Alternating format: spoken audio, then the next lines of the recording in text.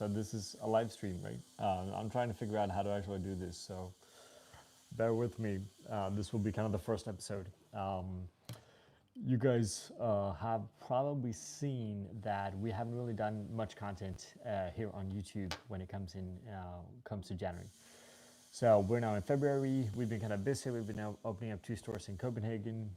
The new kind of April experience, which has been really cool for us to do, as well as a new concept, so the SP Coffee Shop. And we've been kind of within that. Hi man. We've been within that trying to um, just rethink this whole kind of media thing, right? I think that's a big part with April. Like we're trying to decide how to do things better and how to do things a little bit more. Good afternoon. A little bit more to say down to earth, transparent. That's what we do. A little bit more functional as well. So I came up with the idea that we're going to start running these kind of live things instead. Hi, Dobie. I hope you enjoyed Copenhagen. You were just here, right?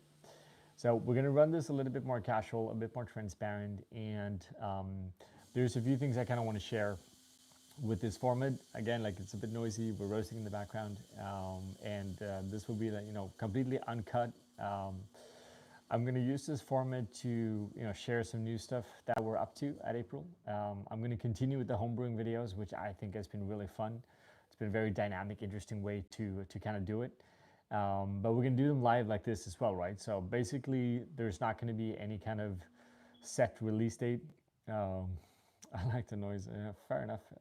It's a little bit more, at least authentic, right? So we're going to take one more step away from the studio. And we're going to connect everything we do. It's just going to be live. So it can be me traveling, being in the coffee shop, dialing in coffees with someone that is opening. I'm going to take you through the April ritual in terms of the store and how we do things there. It can be a homebrewing video. That again, we're just going to do live. We're not going to do any edits. We're not going to do anything, let's say, fancy. We're just going to go up and do this, let's say, as authentic as we kind of can, right? To give you this very kind of unfiltered, uncut version of whatever media that we're up to, right? It's also, again, to be fair and honest, like we're a tiny little company. We can't sit and edit all the things all the time, right? So we're just trying to give you guys a slightly different perspective on, let's say, YouTube, I guess. And we're also trying to keep it, relevant to fresh and interesting, right? Because I'm not a YouTuber.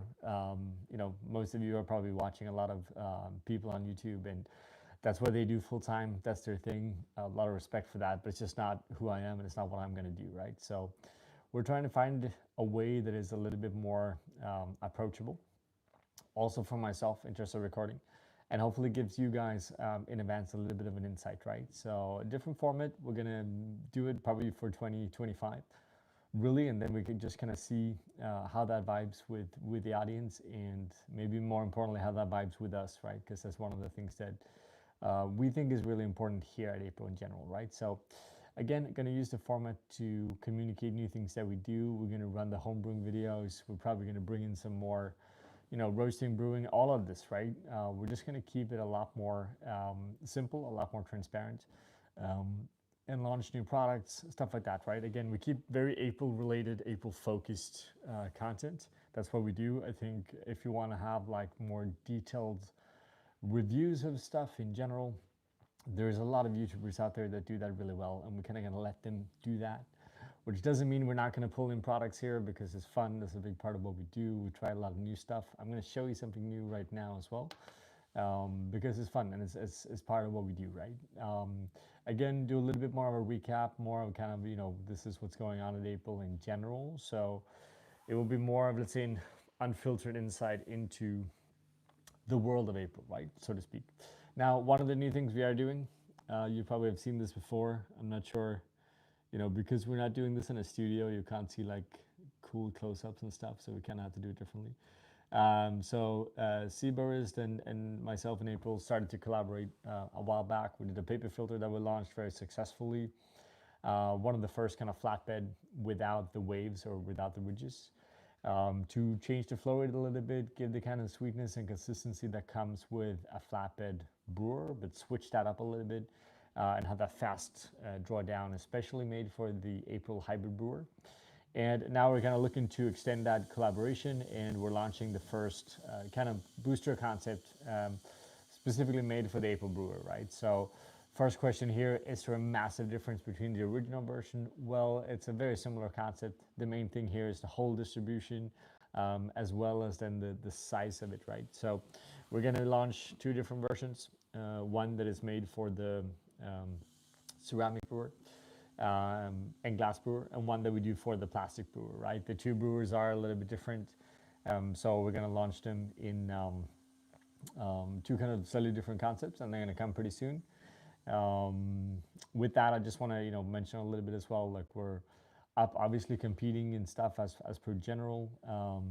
Me personally haven't done brewers this year because it unfortunately happened at the same time as I opened up two stores in Copenhagen, so there just wasn't the time for it. I'm going to focus on the barista competition instead. However, April, actually over this weekend now, we have one of our team members, Barry, representing Ireland, won the National Brewers Cup using the April Hybrid Brewer in both open and compulsory, and especially won because the compulsory score was much, much higher than the other ones. Then we actually won also in Poland, which not an April team member, but a brewer using the April brewer. I believe that was the pink plastic brewer. We were also second place in the American Brewers Cup, the US Brewers Cup, also using the April Hybrid Brewer. Um, so there's been a pretty good run so far for the people that are using the April Brewers. We're going to see a few of them in the World Championship as well, which is going to be fun and interesting. Um, so we're kind of looking forward to see what the result is there. But yeah, again, like, this is just a short kind of intro to me trying out a little bit of a different format here on YouTube, being a little bit more, let's say, casual is maybe the wrong word, but updates on the April grinder. Good question. So work in progress. Grinders are difficult to make. Grinders especially is quite expensive to set up production for initially, right? So one of the things that we're doing is that we're building it from scratch, right? And it's that kind of investment, initial investment, that is taking a long time to time, and doing it in a kind of a way that is responsible and makes sense. As I decided to open up two new stores in Copenhagen, one new concept, and then the kind of ultimate April experience, that's been taking a lot of our focus financially, but also in terms of just focus in general. So the grinder is still in the making, but we're unfortunately pushing that release date back because we keep on doing other stuff. But I still believe it's a big kind of, there's an important variable and aspect of what we do at April.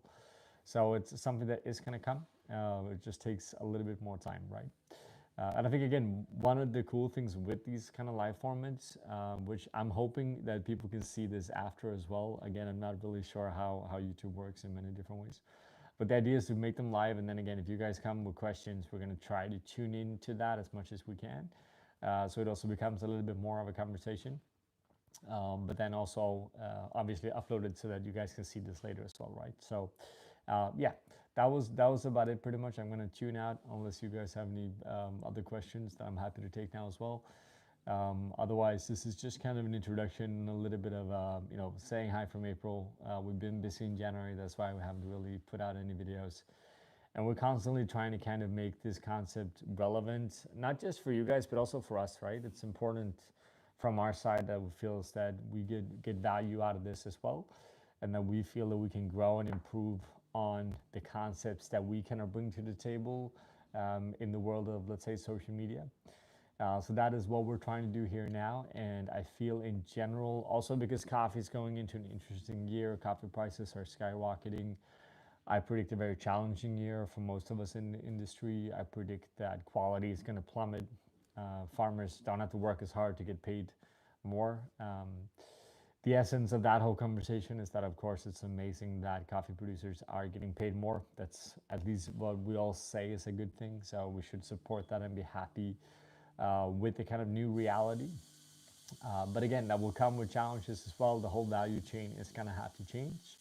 So I just think in general, there's so much interesting conversations to have. And I think that, we've done podcast formats before, we've done studio stuff before. And I think that this whole kind of live thing, I think, is really interesting because we can just tap into conversations with people, As you guys know, I'm out traveling a lot. So I think that That was a subscription question. Maybe that's not. This is maybe not the format for April subscription question, right? But you can send that question to customer support, and we'll reply for sure. We're actually roasting subscription coffees today here at April, so they'll ship out very soon.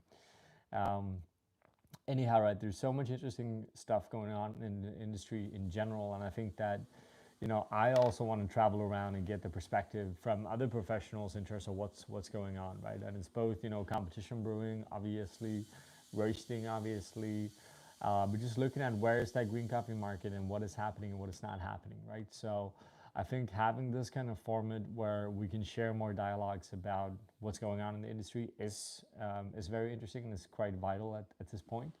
And again, just share more about behind the scene content with coffee people in the industry, some home brewers as well, of course. Any upcoming coffee releases you're hyped about? Well, I mean, there's a lot of stuff coming up, and I think that 2024 was a difficult season. I think for most roasteries in terms of quality, especially across Central America. But I think upcoming now, coffee that I'm drinking at the moment, which is super exciting, is going to be Kenya. So Kenya and April have a difficult history.